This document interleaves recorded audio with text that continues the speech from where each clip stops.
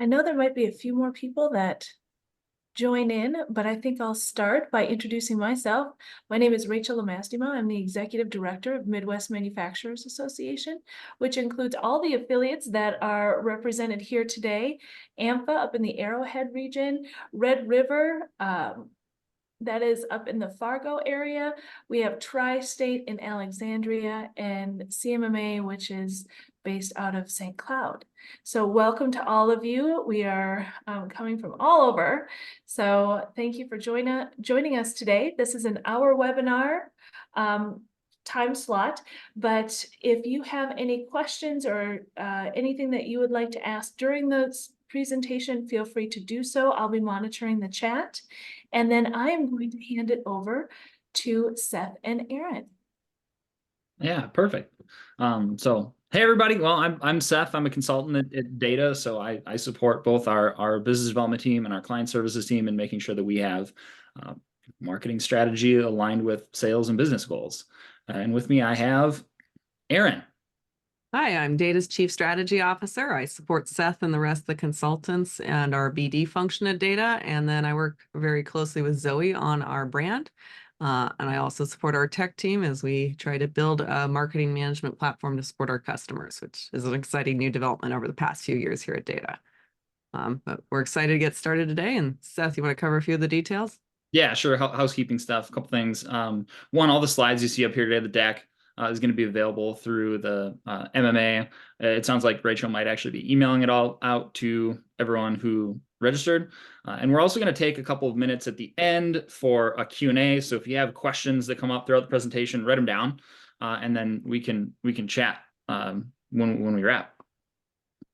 So I'm sure a lot of you have heard this, right? People remember stories. It's like I've never seen a good, strong, compelling sales pitch or presentation that was a PowerPoint of features and benefits. But it seems like you still see it so often. So why is that, right? I mean, people remember stories. There's a beginning, a middle, and end. There's a hero, there's a villain. So when you think about how to talk about your services, how to talk about your products, when you deliver your pitch, I mean, think of it as a story. So like Seth mentioned, oftentimes you hear be good at storytelling, and then the instruction ends there. And we're left kind of wondering what goes into making a story. Do I have to start with once upon a time? Like, is this like a bedtime story? And today, that's what we're going to break down for you. So here's a high-level overview that gives us the anatomy of a compelling pitch using a story framework. And we'll go through each of these in detail, but zoomed out, here's the overall process we'll be working through with you today. So first, you need to know what belongs in your story. It's kind of like following a recipe. You need to know what ingredients you will have and what ingredients you need to get, and you need to probably get them all in place before you start cooking.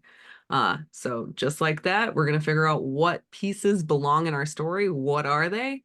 So that we know what we're working with before we begin telling the story. And then next, we need to fit those pieces together into a structure that makes sense, that's compelling. And order really matters. Just like with cooking, you might mix the dries and then the liquids and then combine them. There's a reason for that. There's a reason why we do things the way we do them in a story. So this outline that we'll be going through today, this is a storytelling system that works. Cool. So, where do we start? I mean, I think the first thing we need to do in this framework is figure out what punches we really need to land. What belongs in your story? So what's going to make you win?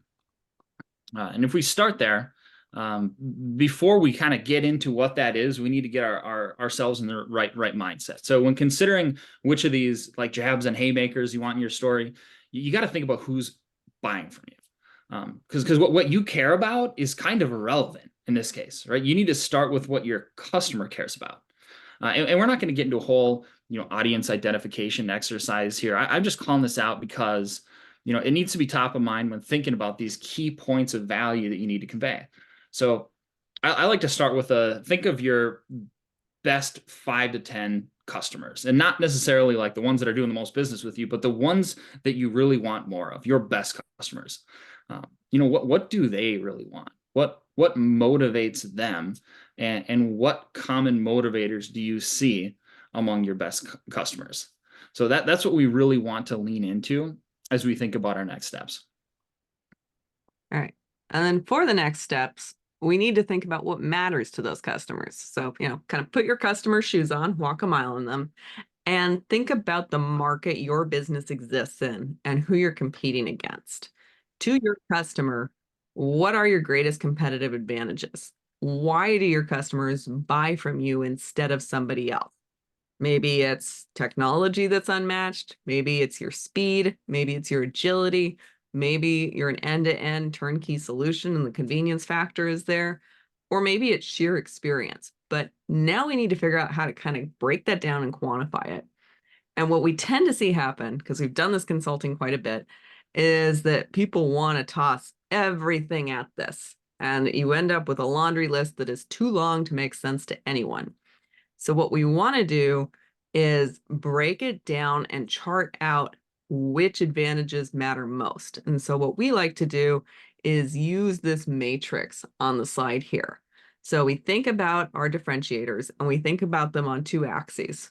One is how valuable is this to the customer? And the other is how unique is it to us? So if you think of something like customer service, that's very high value to the end customer. But oftentimes it's not really that differentiated. You have great customer service and your competitor might have pretty good customer service, even if you kind of grudgingly admit it. That doesn't mean it's bad.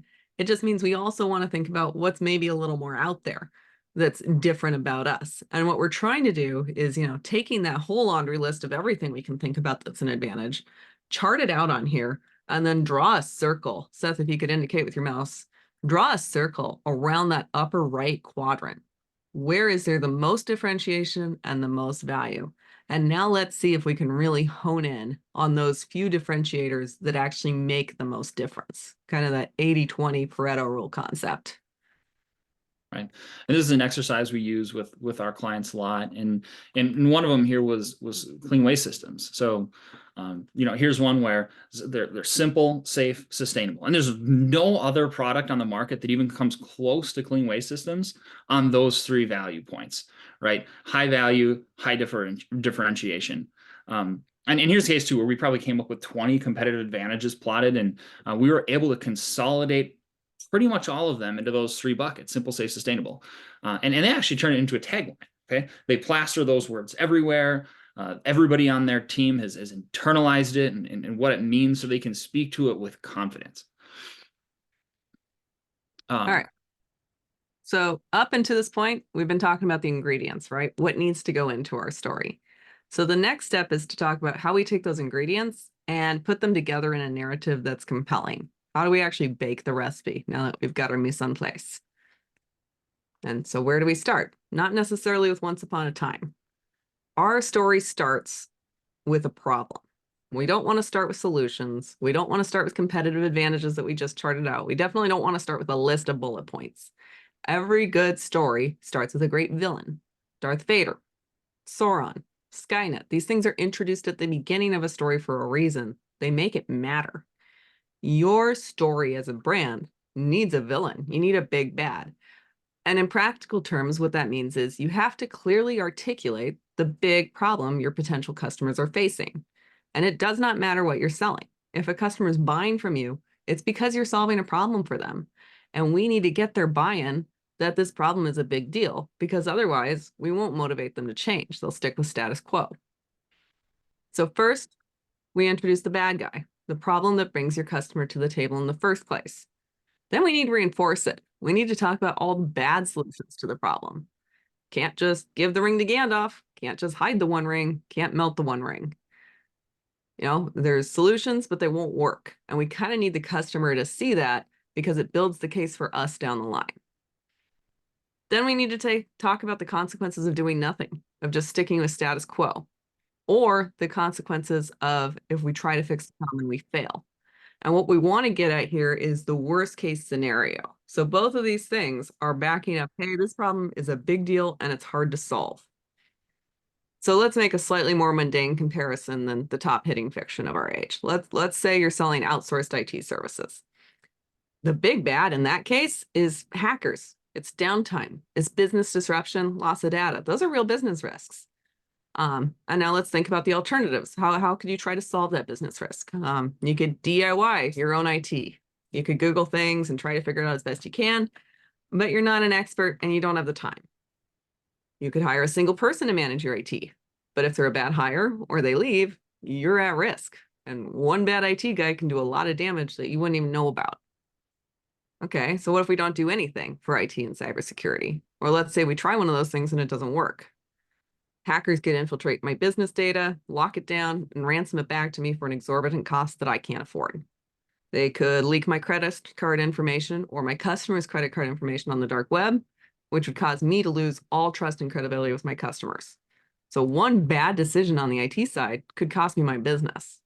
Now, none of us are selling outsourced IT, but I think we can all agree we would respond better to that story than we will if someone comes in with a PowerPoint saying we offer 99% uptime and 24-hour response time. We're certified by Windows and we have a combined 100 years of experience in making modems behave.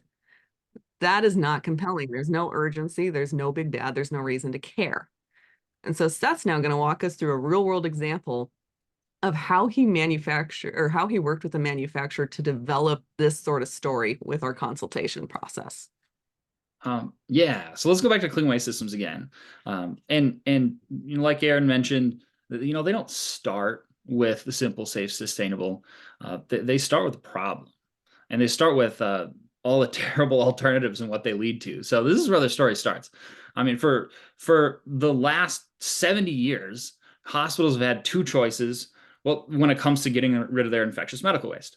Backing up for a second, what Clean Waste Systems does, they make systems for sterilizing and processing infectious medical waste. So normal stuff that hospitals can't just send straight to a landfill. It needs a step before they can send it there safely. So it would be like, you know, disposable surgical equipment and needles and amputated body parts, like all that stuff that can't go right to a landfill. So for the last 70 years, hospitals have had two choices when it comes to getting rid of this type of waste. They can send it off to an offsite processor, or they can install their own on-site system. So let's take a look at each of these in a little more detail. Okay, if they choose to outsource, they have to go through a series of steps.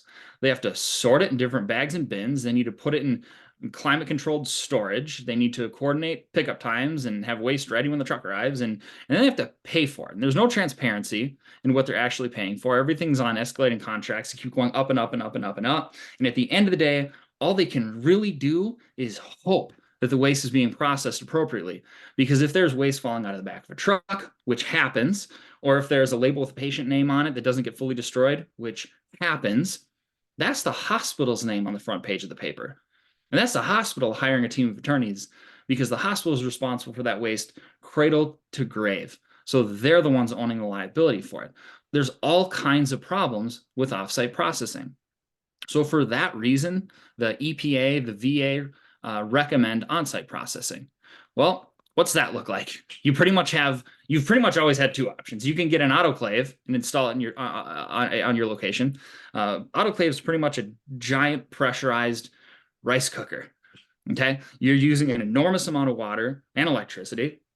You've got a tremendous amount of you have effluent, you have emissions, plus it's a pretty terrible working environment. You know, I mean, like I don't know if I necessarily want to be this guy working with this autoclave that's in, you know, baking all of this medical waste, right?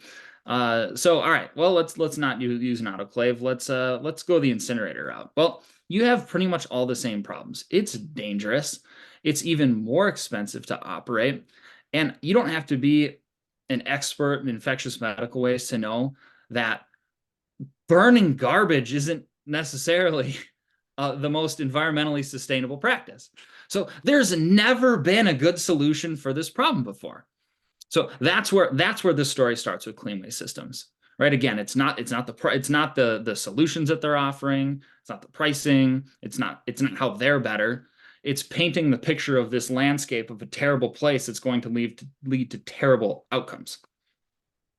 So now, Seth has just laid out the big bad, which is medical waste processing. It's a problem. He's laid out the alternative solutions you have. He's pointed out how they're no good. And at this point, we really need a hero. So enter the hero. And now quick pop quiz. So we've been working on writing your brand story of your business. Who is the hero of the story we're writing? Go ahead and enter your answers in chat. Who's the hero when we're writing this story? Don't be shy.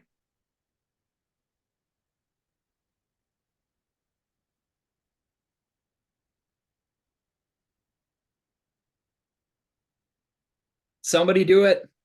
I will wait. Who's the hero? All right. Thank you, Matthew. You are very brave and unfortunately wrong. So you are not the hero of this story. Your potential customer is the hero of the story. They are the main character. And that is the most important thing to think about when you are making your story, is not how do I show up best, but how do I make my customer show up best?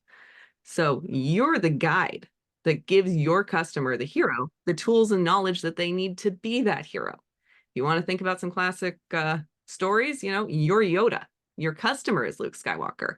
You're Gandalf. Your customer is Frodo. You're the one that shows them the way, that gives them the path to success. So you need to present how your way solves their problem, leaning heavily into those core competitive differentiators we talked about. That's your way. But it's not that you want to dwell on you and all the things that you bring to the table. You want to talk about how your customer becomes the hero when they have you to help them. You need to paint a picture of what life looks like for your customer after they make the right choice. And it's okay to be bold here. Yeah. So a few years ago, I had to buy a suit.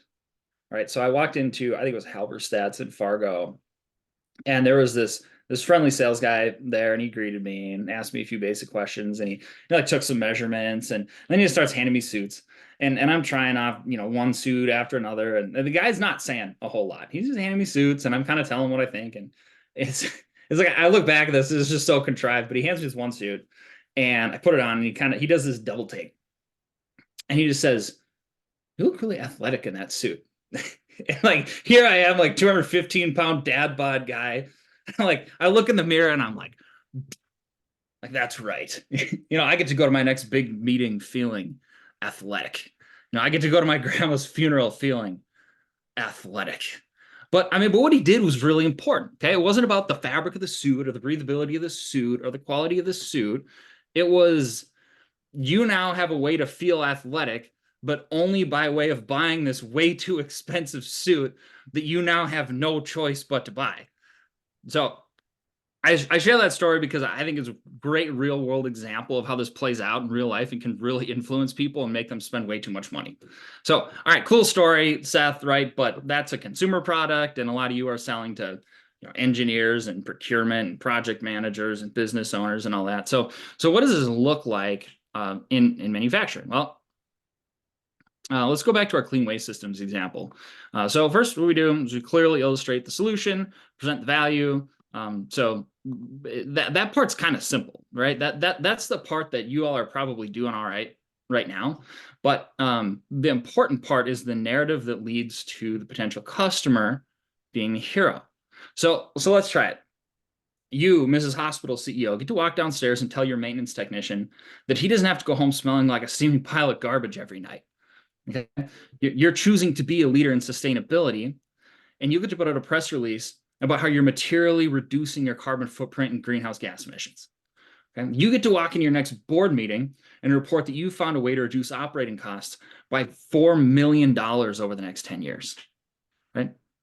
It feels different, right? Than if I were to talk about all the great ways our systems save the environment and make the world a better place for everybody. You say, no, you get to do that. So that's making the customer the hero. Finally, so we've told you the beginning of the story. You framed it up. You framed yourself up as the guide that your customer needs to beat the bad guy. But the next question we have to ask is, why should your prospect trust you? Okay, so now is when you need to appeal to that logical, kind of critical side of the brain. And we need to do that with proof. So how are you backing up your story with real, tangible proof? Okay, and I have a few examples here for you today, right? Case studies, great. Manufacturing, a lot of your industries. You know, if you have a story that you can capture about how a customer chose you, and then you delivered a product or service that materially impacted their success, you know, capture that, you know, and capture it with maybe a testimonial too, or capture it with photos and videos. The more you can bring these stories to life, the stronger your proof gets. So references, testimonials, reviews. I know that the whole Amazon shopping habits have leaked over into B2B now too, right? Where, you know, if you go to buy something online, it's like you might check the cliff notes on what it is, and then you scroll right down to the comments to see if it's legit. You know, people are taking that same approach to shopping new on the B2B side too. Photos and videos, you know, make your products and services real. Make your people real. People smell stock images from a mile away. With clean waste systems, we use one of these, I like to call it a NASCAR slide. Hey, here are all the logos that have bought our products and found success. And another one we did that was interesting with these guys was ROI modeling. So here's how much money you can save over time if you choose our system. You know, and it's not like this was necessarily customized for that particular customer. It's just like, here's what we've seen and here's how the pricing shakes out. So all great ways to show proof.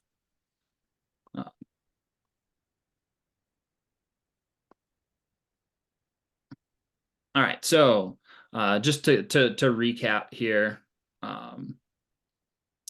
first thing we got to do is we need to make sure we define those competitive advantages that matter, so know what goes into the story. Then we always, when it comes to telling the story, it starts with a problem. It doesn't start with the solutions. So make the problem really clear, paint that picture, and then you present a better way and show how you deliver that better way, making your customer the hero. And finally, you need to back it up with proof. So this is the order that we follow. I mean, this is a proven system that works exceptionally well. So take a look at it for yourself, see if you can build it for your products and services, and you know, you'll probably learn a lot along the way. Now, up until this point, we've been talking about telling your story to the customer. But there's another equally important audience to convince, especially for manufacturers. We've got to be telling a compelling story to our employees too. And over the past 2 years, employers have felt a shift in dynamics. You know, when I grew up, when most of us grew up, instead of a job being something, you know, a job was something you were lucky to have. And instead of that today, we have employees who have many options when it comes to where they work. The employee or the job seeker now holds more power than the employer, which means all of a sudden we have to sell jobs. And this dynamic will shift back and forth with economic circumstances, but people's mindsets won't. And if you want loyal employees who take ownership and drive your business forward and who help it grow in value, their expectations are high. So as Seth mentioned earlier, when you're pitching your product, the customer is the hero.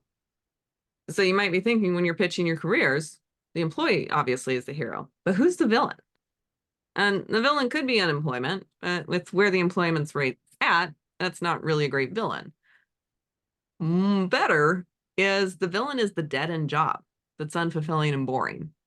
That's what you're selling against here. How is my workplace not office space? How do I make my employees feel like the hero when they come into work? And how do I make them feel backed by a team that supports them in their growth? So that's what we're going to talk about in these next few slides, is the employee side of this. All right, so we'll start with the framework again here, and you'll see a lot of similarities to the way you're going to tell your story. I mean, you need to start by figuring out, defining what your offering is going to be, and then you need to synthesize it into something meaningful, compelling, and impactful.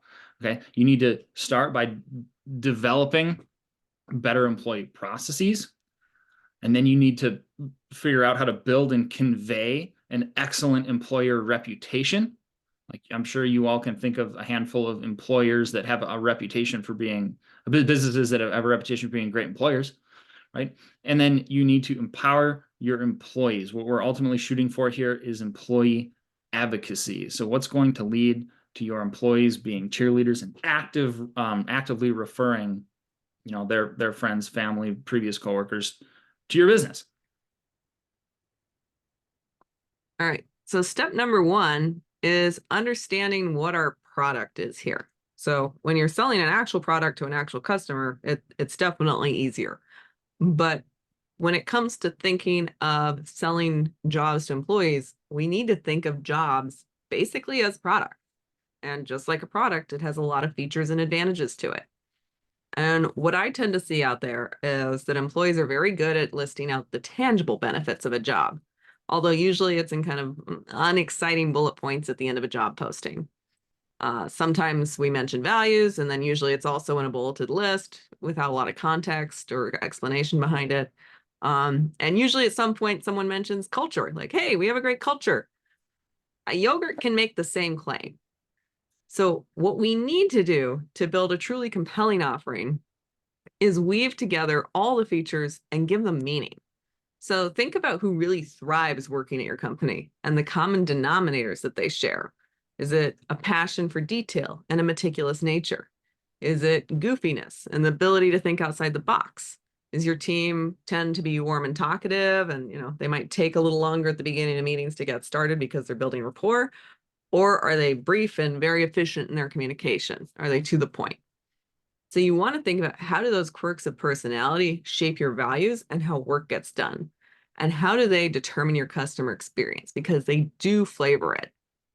So you want to be weighing the tangible benefits, the intangible benefits, and you want to think kind of big, broad picture beyond a paycheck. What do employees think the benefit of working for you really is? And then we want to take all of these things and try to boil them down to a compelling overarching benefit. And at the end of this, we'll show an example of kind of how this can look in practice. All right. Once you have that product defined in your mind, it's time to look at how you're presenting that story throughout touch points with your employees. And processes are kind of number one. Way, way, way too often, HR processes are made by HR for HR. So we partner with some professional employee organizations, PEOs, and this is what they're seeing happening out there, is that there's these complex, really poorly communicated hiring processes that leave new hires confused and frustrated. There's this growing trend of people actually attending a job for only one day and then ghosting, just kind of wasting the time and money spent to get them there in the first place. And, you could just blame it on today's work ethic and be like, kids today. Or, if you actually want to make a difference, you can take a look at it from the employee's viewpoint and maybe find a few things to fix. So one kind of good canary in the gold mine place to start is your job application process. Bad job applications turn away good candidates. They're in demand. They can choose, they have the option to be picky. They don't need to work through this. So one example, we helped Lindar here implement a very basic, short, mobile optimized form with an optional resume upload for candidates to indicate interest. Now, this just gets them in the door. This doesn't mean they're hired. But from here, Lindar talks to them. They put them through more of their interview process, but they're able to then sell the job as they do so, instead of just having them fill endless screens on some application. This one change has been instrumental in helping them get the broadest, best applicants, and it brings that human connection in early. So your job application is just the beginning. Just like you probably have mapped out and have improvement plans around your customer-facing processes and your customer experience, the same thing should be happening on your employee processes and thinking of them from the employee's perspective. Does what we have in place in terms of process reinforce the offering that we're trying to sell? That we're trying to say, hey, a job here is great because of this. Do our processes support that? Do they make your employees feel important and connected? Or do they feel arbitrary and cumbersome because on the back end, it gets the information into the database? All right. So defining your offering, ensuring your employee processes, support that vision internally, that's going to lay the groundwork for your reputation. So first off, when I talk about reputation, I mean, do you even have a reputation? I mean, sometimes we talk to companies that, they can exist in a community for decades and have almost no name recognition locally. because what their marketing, their branding, all those efforts are focused on supporting national business customers, and there's nothing allocated for the local community awareness and all that. I mean, that's the type of activity that can help support hiring needs. But oftentimes it's just not there. So step one, I think, is just get out there. I mean, and there's a lot of options to get your name out into the local community, and do a bit of brand building. So I think what you want to do is align as much as possible with the types of people you need to hire and the culture you're promoting. So if you want innovative employees, sponsor events that focus on innovation and thought leadership. If you want to be known for great work-life balance and wellness, maybe it's Earth Days and 5Ks. If you want to have a fun team happy hour, like if that's a big part of your culture, the happy hour culture, consider those ads you see in toilet stalls at dive bars. Just be strategic, in the same way you would be when you try to get out there on the customer facing side. Second, what's that first impression when someone searches for you? I mean, all that hard work you did to define the benefit of being your employee, like, is that out there and clear at all? Or when they go to your careers page, is it just a long list of requirements if you want to work there? And what are the people in your community saying about you? Modern day recruitment marketing means actively managing your reputation. And that's online and offline. So things like Glassdoor, LinkedIn, Indeed, even Google and Facebook, those are all platforms that you need to claim, update, maintain, and show up well on if you're going to have any kind of control over your reputation.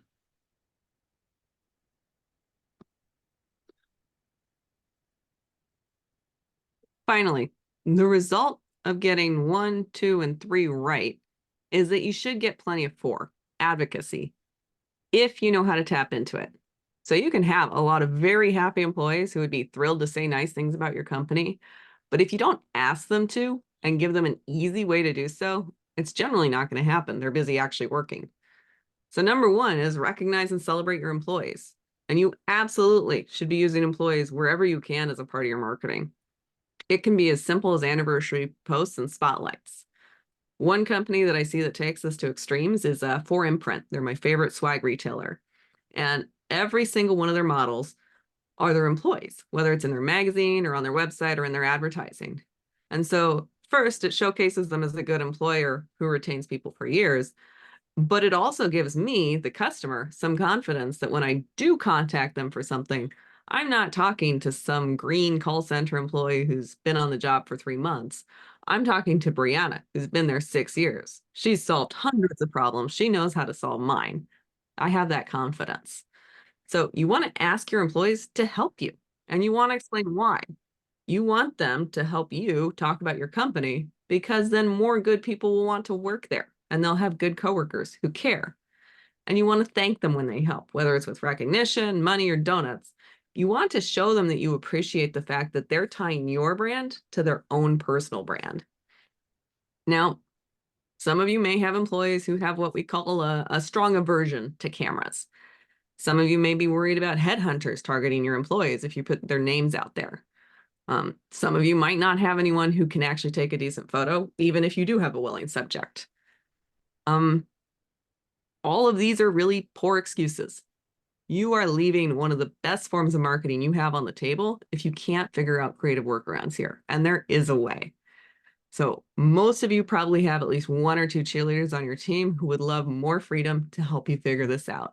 Find those people and empower them. All right. So to recap here, again, first thing we need to make sure we do is define that offering, tangibles, intangibles, figure out what that employee brand really is. And then the next thing we need to do is tell that story. So synthesize it into a way that's meaningful and impactful, and really prioritize activity that's going to make a difference. So from here, Erin has an example that she's going to take you through of another client of ours. This one's Jaybird. Yeah.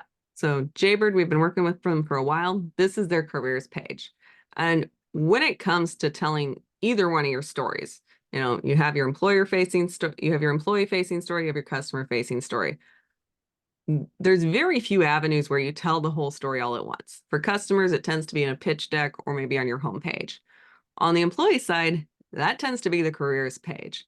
And you can always take pieces and bits of your stories and use it in different portions of your marketing at different stages of buyer journeys.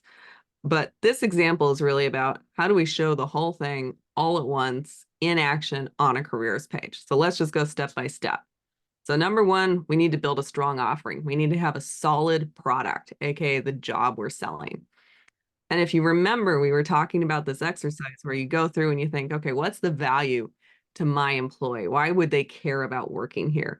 And you don't want it to be like, oh, you get paid this much and it's flexible work hours. We do 410 shifts maybe, or maybe we have chili days once a month and donuts. That's not that's all important, but those are tiny bullet points. We need the headline here. So Jaybird's headline is Building Careers Since 1992.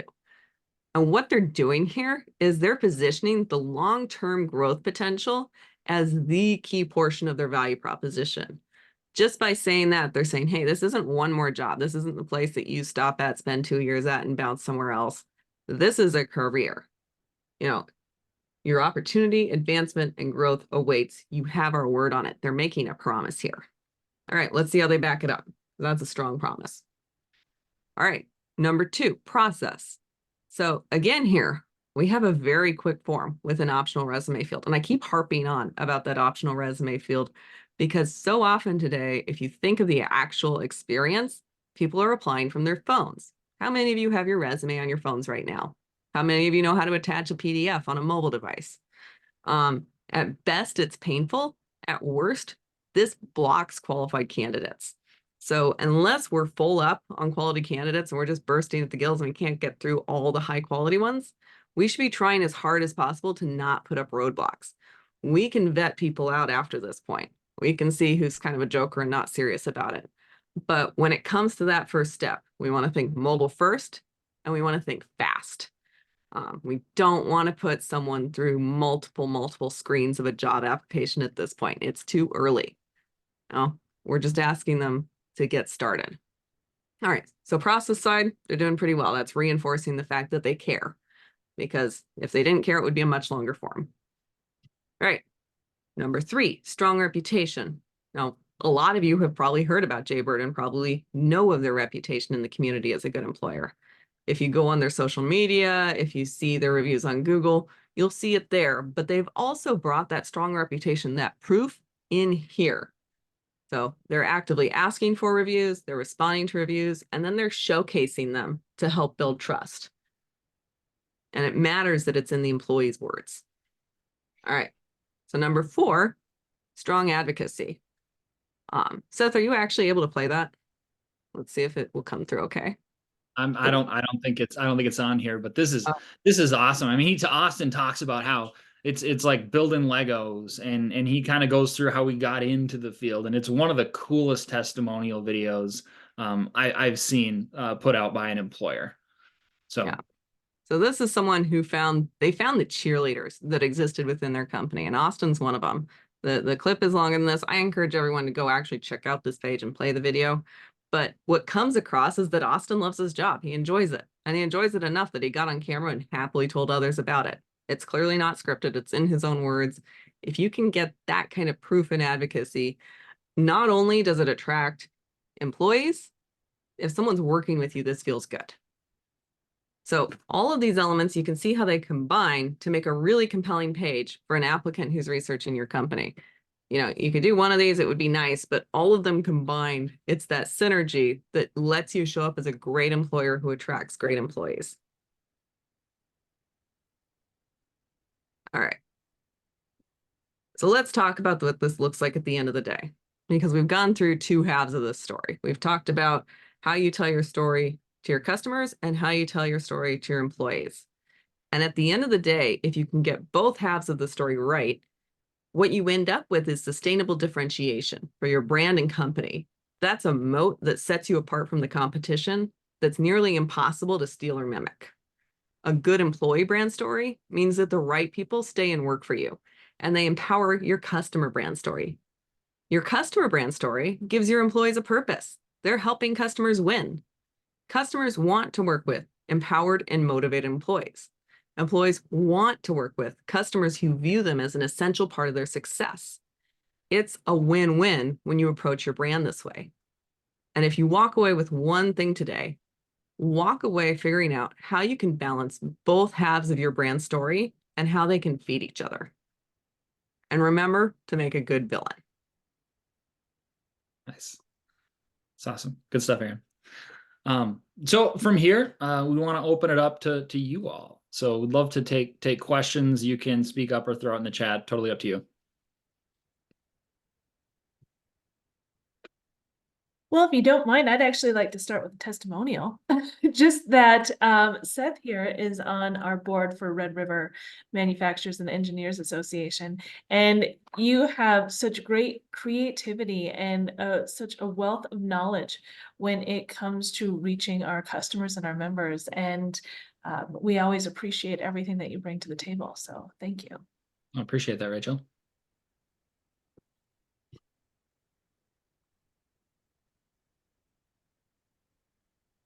I guess one question I'd throw out there is how do people feel about making the customer the hero? Is that causing anyone to think through their story just a little bit differently? I'll be upfront and say we ask that question every single time we run through this material, and to date, no one has gotten it correct on the first try. So everyone out there thinks they should be the hero of their story, but how are you shifting it now?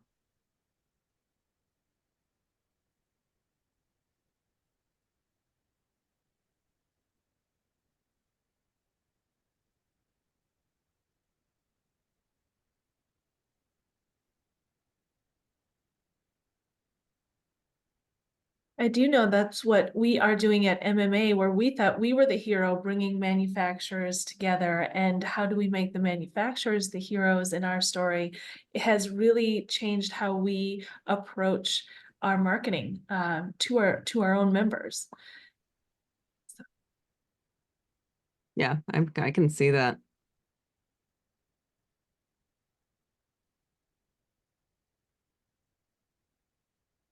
So for manufacturers being the hero, if it's the owner joining, it's, you're now feeding your employees resources. And then if it's an employee or a sales leader leading or something like that, it's, look at this network we now have access to. Is that kind of what you're getting at? Yes. Yes, it's everything that we can help the manufacturers with as they succeed in what it is they do best.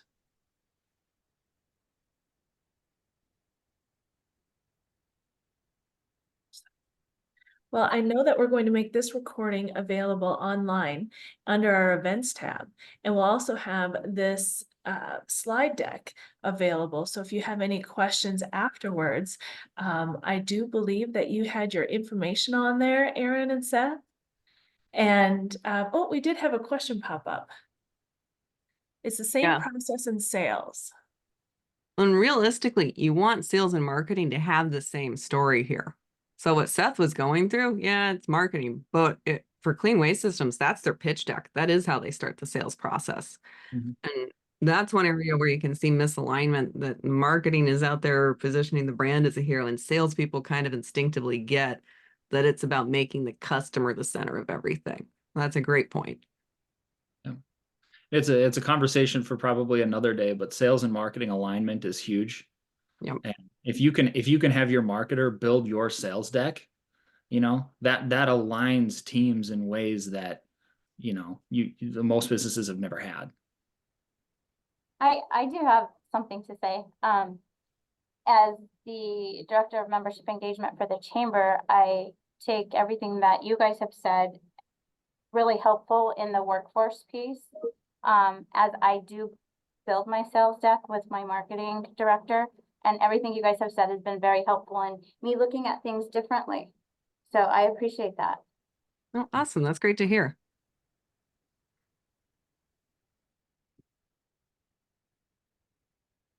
Well, thank you, everyone. I will, like I said, make this available online along with the slide deck so that if you have any questions, you can reach out to Erin or Seth. We will send this out via email when this is all finished, and it will be on the website. So if there are no further questions, I think I'll let you go and hand off all the send off to Erin and Seth. Thanks. Well, thank you so much, Rachel. It's been our pleasure to be here today. Yes. Thank you.